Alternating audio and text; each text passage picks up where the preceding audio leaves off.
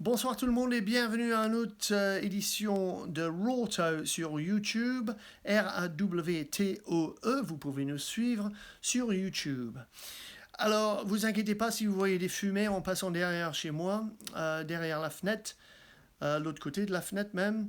N'appelez pas les sapeurs-pompiers, c'est mon voisin qui, ironiquement, avec un sens d'humour très écossais, a attendu la fin de la sécheresse écossaise. D'habitude, les sécheresses durent moins de 24 heures ici. Cette fois, c'est presque 3 semaines. Il a choisi le premier soir où il fait mauvais pour allumer son barbecue. C'est génial, l'Écosse. Alors, une rotation de match dans le Coupe du Monde. Qu'est-ce qu'on a vu? Qu'est-ce qu'on a pensé voir? Qu'est-ce qu'on a espéré voir? Qu'est-ce qu'on va avoir dans le futur, dans la deuxième rotation des matchs? Alors, les Box, ils ont fait ce qu'on allait penser, on avait prévu ce qu'ils allaient faire. Ils ont gagné, mais ils étaient aussi stéréotypiquement physiques. Il y avait de l'intimidation, il y avait de l'urgence, tout ce qu'il faut dans un champion du monde, et ils ont donné. Félicitations à eux, mais aussi aux Écossais qui ont joué avec beaucoup d'énergie, organisation, et ils peuvent vraiment espérer être en quart de finale, car leur dernier match est contre les Irlandais. Bien sûr que, entre-temps, il faut qu'ils gagnent leurs deux autres matchs, mais le dernier match, on peut peut-être supposer que les Sud-Africains vont battre les Irlandais, c'est probable, et le résultat serait un décideur entre l'Écosse et l'Irlande. On verra un peu plus loin. Dans le même côté du tirage, les All Blacks, bon, ils ont perdu, mais ils peuvent espérer être en quart de finale. Mais ils ont échoué dans 6 des derniers 9 Coupes du Monde, il ne faut pas oublier. Il y a la possibilité qu'il y ait une répétition. Les Français ont gagné, impressionnamment. Et aussi, bon, ils ont manqué Baye, ils ont manqué Danty, mais il faut espérer que Marchand n'est pas trop blessé. Mais ils ont commencé très très bien et bon courage à eux et aux Uruguayens qui participent au match de reprise du tournoi demain soir.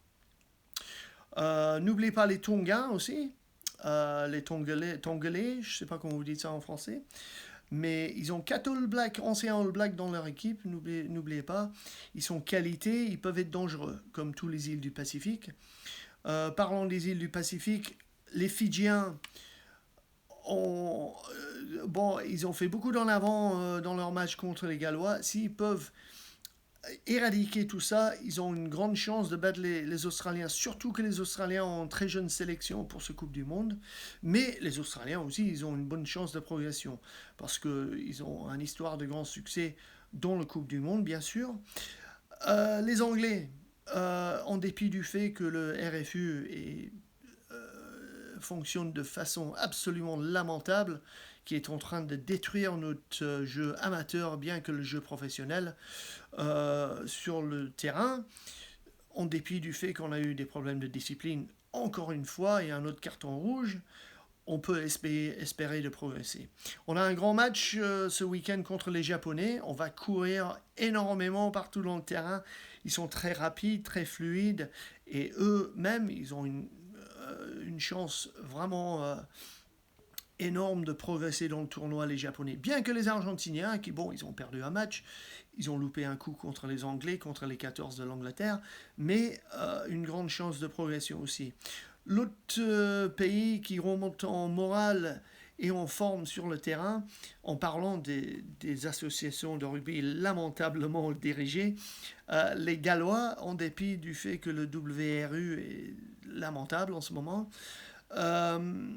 sur le terrain, ils sont dans l'ascendance.